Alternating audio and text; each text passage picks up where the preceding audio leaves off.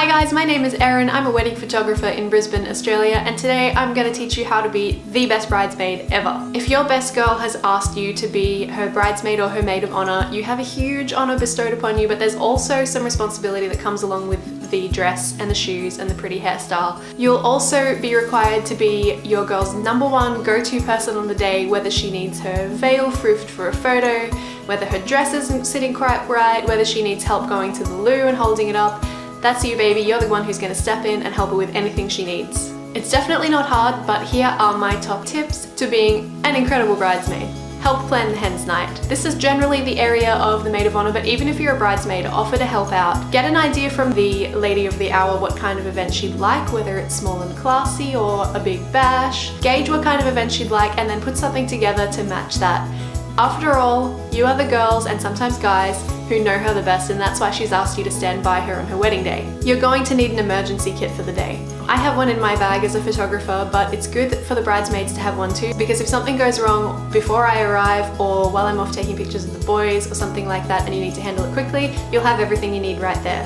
You're definitely going to need band-aids. The fabric ones actually stick better than the plastic ones, so go for that. Painkillers, needle and thread, scissors, drinking water, any medications that your bride may require, touch-up lipstick, eyelash glue, and a really good tip if her dress has buttons along the back is to bring a crochet hook, especially if you'll be wearing acrylic nails, because those are so difficult to do when your nails are long. It's just, trust me, crochet hook all the way. If you're lucky, you won't need anything from the kit, but it's much better to have it and not use it than it is to need something and wish that you'd brought it. It's also good before you leave the area where you're getting ready to make sure that you have a towel handy to blot the stems of the flowers so that they don't leave watermarks on your dress or the bride's dress or any of the other bridesmaids' dresses.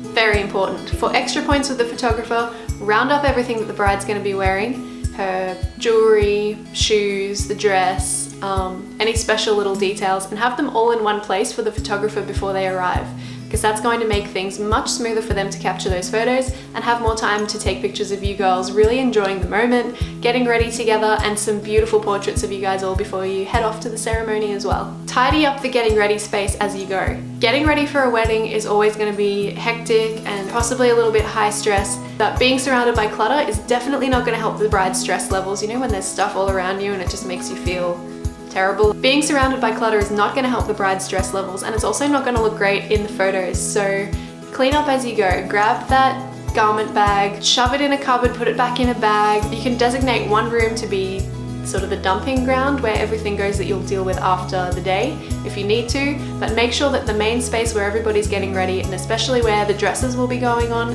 is free from all of the clutter. It will also help your stress levels too, trust me. Learn how to pin on a boutonniere or a buttonhole flower. They can be so tricky. Sometimes they come with one pin, sometimes there's two, sometimes you'll have to go to your emergency kit and pull out a safety pin. You can find videos on how to do this on YouTube, and they're very informative and helpful, and then you will be the hero of the moment because you'll be the only one in the room who knows how to pin on a boutonniere, and your photographer will be really stoked that they don't have to do it for once.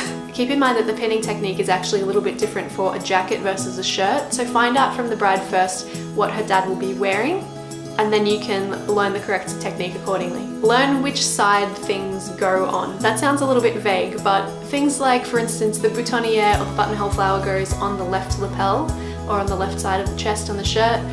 Wrist corsages are usually worn on the left wrist, but the garter goes on the right leg. As you're looking at the ceremony, generally the groom and the groomsmen stand on the right hand side, bride and the bridesmaid stand on the left hand side as you're looking at the altar, I guess. It doesn't seem like it'd be really important, but in the moment when you've got the fire in your hand and you don't know where to put it, or when you're walking down the aisle if you haven't had a rehearsal and you don't know where to go, you're gonna wish you'd Googled this stuff beforehand, so find out which side.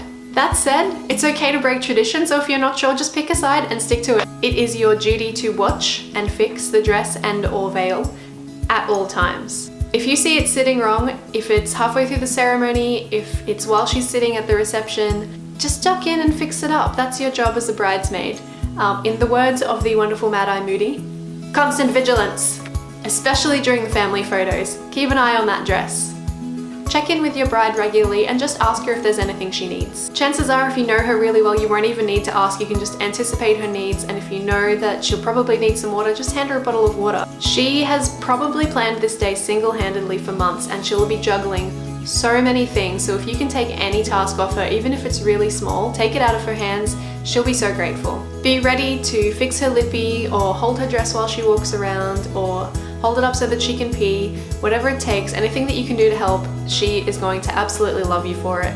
Pay attention while the bridal portraits are being taken, and be ready to run in and grab the flowers off the bride if the photographer decides that we don't need them for a shot, or toss her veil to emulate the wind, or give the dress a little froof. Paying attention, keeping an eye on what's going on, and making sure that you're there when the bride needs you is going to earn you the title of Best Bridesmaid Ever. Not just with the bride, but also with the photographer, because they'll have seen so many bridesmaids who weren't on the ball, and they'll be so grateful to see you caring so much about your friend. And my last tip is to plan your speech ahead of time. You don't have to write every word out and put it all on palm cards and or recite from memory or anything like that, but just have an idea of what it is that you want to say, and don't rely on alcohol to get you through it. You'll save yourself so much stress and panic if you're going in feeling prepared, plus you owe it to the bride to give it your best shot as well. Remember that not everybody attending the wedding will know who you are, so it's important to introduce yourself and how you know the bride. Do not, under any circumstances, mention her ex. The maid of honor or bridesmaid speech is actually still a relatively new custom, but the trend has been for the maid of honor or bridesmaid to toast the groomsmen during their speech, and of course the couple at the end. They're only little tips, but doing all of these things for your main girl can take her wedding day experience from stressful to super chill and relaxed best day ever. If you've said yes to being a bridesmaid, congratulations! You are so loved by somebody very special. Now go out there and make her feel special, make her realize how much you appreciate her, and she'll be so glad that she asked you to stand by her on her wedding day. Thank you so much for watching. If you have any questions about wedding planning, how to be a great bridesmaid, how to be a great groomsman, hit me up in the comments. Hit like on this video if you enjoyed it, and I hope to see you again soon. See ya!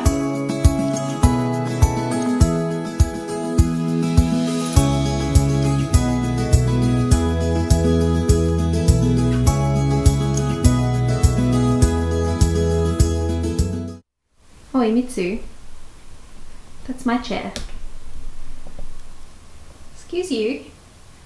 Can I have that back, please? Mitsu?